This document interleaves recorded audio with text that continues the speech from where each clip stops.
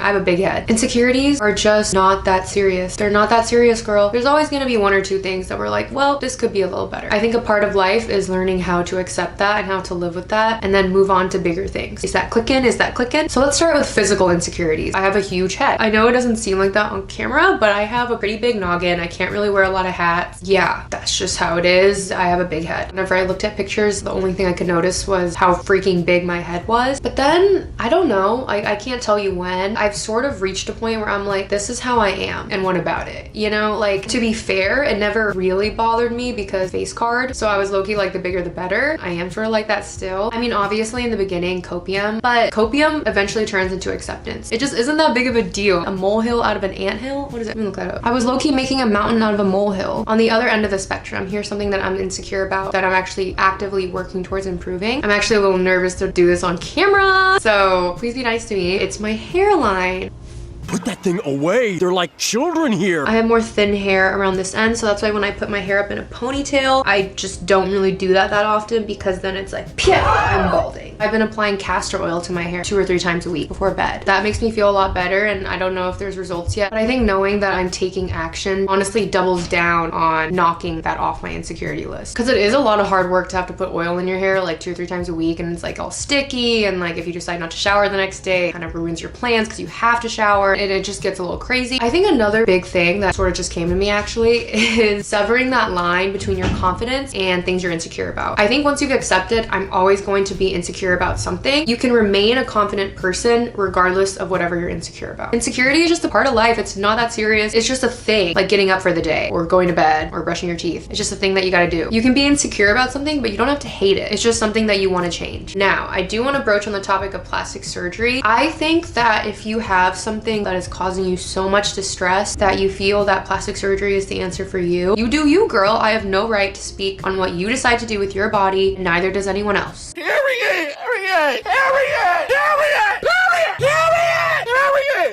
However, if you are younger than me and I am 24, I do urge you to wait. We're still growing. Our bodies are still changing. There's things that I hated when I was 16 that I now love at 24. Our society nowadays seems to really push this agenda of plastic surgery, what have you not. I really want to be part of the other side that sort of urges people to wait just a moment. Life is just a lot more fun when you let that stuff go. For a really long time, I really didn't like to put my hair behind my ear because I thought my face was so wide, but it's like, who cares? Like, who cares? Why am I depriving myself of putting my hair out of my face because some rando is gonna think my face is wide? It makes no sense. It literally makes no sense. Once that clicked for me, I'm just so much more free. It just doesn't matter. Of course, we do live in like a lookism society, so I understand that to a degree, but it shouldn't dictate your life and it shouldn't make you feel like shit every day. Lighten up, live it up, regardless of what you think you will look like. In terms of personality insecurity, and I'm just gonna let out all my business. My #1 insecurity way back when, I think I've improved it a bit, is talking. I would speak over people, or I would talk for really long periods of time, and I would ramble, and I wouldn't let anyone else get a word in, or I would interrupt. Yeah, thankfully I had people come up to me and say straight up to my face, "Trang, I think you talk a little too much." In the moment, wow, dagger to the heart. Okay, obviously future me loves and thanks them for doing that because I'm more mindful of it. So if you are insecure about a way that you act or a habit that you have, change it. Change it. See how it feels, see if it feels right for you, and if it doesn't, then just do what you were doing before. I think it's always good to want to be a better person, to want to change and want to improve. You should sort of listen in on those insecurities, and maybe some of them are right. Hard truth to hear. But just because you're insecure about something or there's a part of you that isn't perfect doesn't mean you're not a great person. Doesn't mean you shouldn't love yourself. Just because the teacup got a little chip doesn't mean you can't drink out of it. That was good. That was good. Write that down. So I actually wrote some stuff down. I used to be so insecure about my smile, especially during junior and senior year of college, that I deadass would not smile in photos. At least I wouldn't smile with my teeth. Like, this would be me in every picture.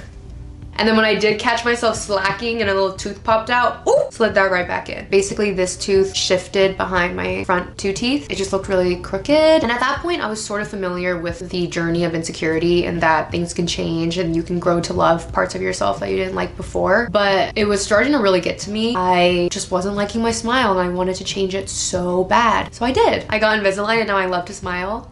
I don't really think about it anymore. Whereas before, when people would take photos, I would always think, are my teeth showing? Like, I can't show my teeth, I can't show my teeth. Isn't that crazy? I gave myself 2.5 years before I decided to pursue Invisalign, just because I wanted to see if the insecurity was worth the money and the time that Invisalign would take. It's really a cost-benefit analysis. End of the day, you gotta review and see if it really is gonna be an issue in 5-10 years, because maybe it won't. Like, for instance, my big head. I love my big head now. Like, I got a lot going on in there, and no wonder I can talk so much. Like, there's probably like 50 dictionaries in there. Not that my vocabulary is very large, but just got a lot of words in there. A lot of stuff to say.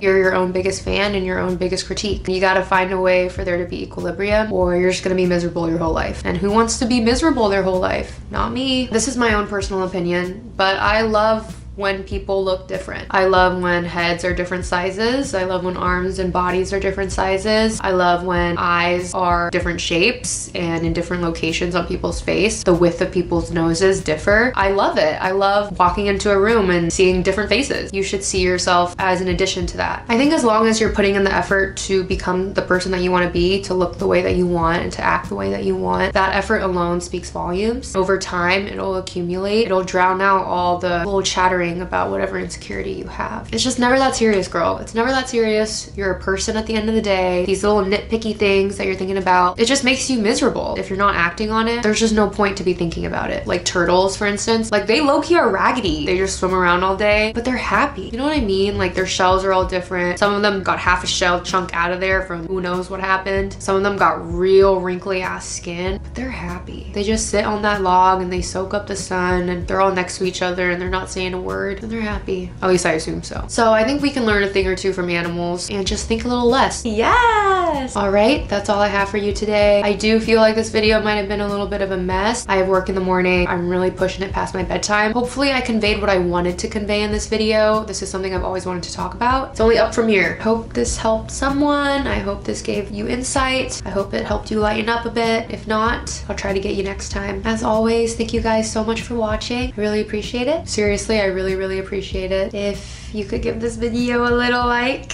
that'd be sweet. Good night.